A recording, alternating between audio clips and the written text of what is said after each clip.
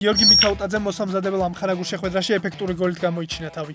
ლიონი ავსტრიაში მალიორკას დაუპირისპირდა და მეტოქე 4-0 დაამარცხა. მიქაუტაძემ გოლი მატჩის მე-20 წუთზე გაიტანა და მოედანზე 72 წუთი გაატარა. საქართველოს ეროვნული ნაკრების თავდამსხმელის გიორგი ჩაკვეტაძის თქმით უოტფორდში რჩება და კლუბთან ერთად პრემიერ ლიგაში გადასასვლელად იბრძოლებს. ამის შესახებ მან უოტფორდ ობზერვერის საფეხბურთო რეპორტიორთან საუბრისას განაცხადა. ჩაკვეტაძე ინტერვიუში საქართველოს ეროვნულ ნაკრებზეც საუბრობს და ამბობს, რომ მისი სურვილია მსოფლიო ჩემპიონატზე ითამაშოს. მანამდე გავრცელებული ინფორმაციით ქართველი ნახევარმცველით ვალენსია იყო დაინტერესებული. ლამინ იამალის პირველი გოლი 10 ნომრიანი მაისურით. ბარსელონა მოსამზადებელ ეტაპზე სეულის 7-3 დაამარცხა. იამალმა კი დუბლი შეასრულა. 10 ნომრიანი მაისური ბარსელონას ახალგაზრდა თავდამსხმელმა რამდენიმე კვირის წინ მოიგო. კლუბის ოფიციალური მონაცემებით მაისურის გაყიდვებმა პირველივე დღეს რეკორდი მოხსნა. დუბაის საკალათბურთო გუნდის წევრმა ლატვიელმა კალათბურთელმა დევის ბერტანასმა უარი თქვა იმ ტურნირზე თამაშზე, რომელსაც რუსული VTB ბანკი აფინანსებს.